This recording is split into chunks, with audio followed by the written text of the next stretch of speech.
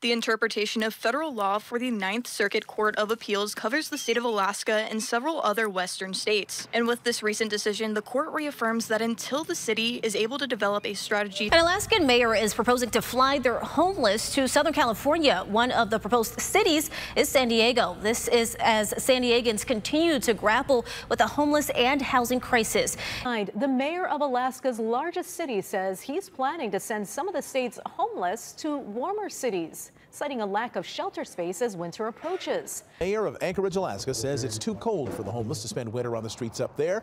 He says it's cheaper for his city to send people to warmer climates than to pay for housing in Alaska. Context: Anchorage has about 3,000 homeless folks, according to the AP, but only 614 shelter beds.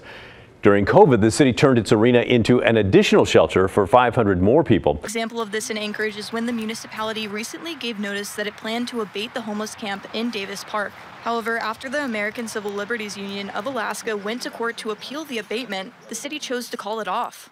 Bronson explained it's actually cheaper for Anchorage to fund one-way tickets rather than house them on a daily basis. Meanwhile, here in San Diego, the city is already taking steps trying to address the thousands of homeless people who are living here. The mayor of Anchorage, Alaska's largest city with a population of more than 130,000, says he doesn't have enough shelter space to house people this coming winter.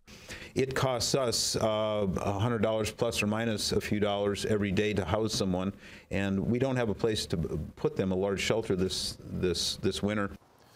It is past time for state and local leaders to address the underlying causes of homelessness. Airplane tickets are a distraction, not a solution. The end game here isn't to have our public spaces, places where people are living. The end game is for the city to step up to the plate and make humane and civilized choices that give people better options. Just through these gates behind me, this new safe sleeping site has now been open for roughly 1 month. Plus, pretty soon, the city's going to start enforcing the new unsafe camping ordinance. So when people approach us and want to go to someplace warm, or they want to go to some town where they have family or friends that can take care of them, if they choose to go there, we'll support that. There was a similar program last year in collaboration with the Salvation Army.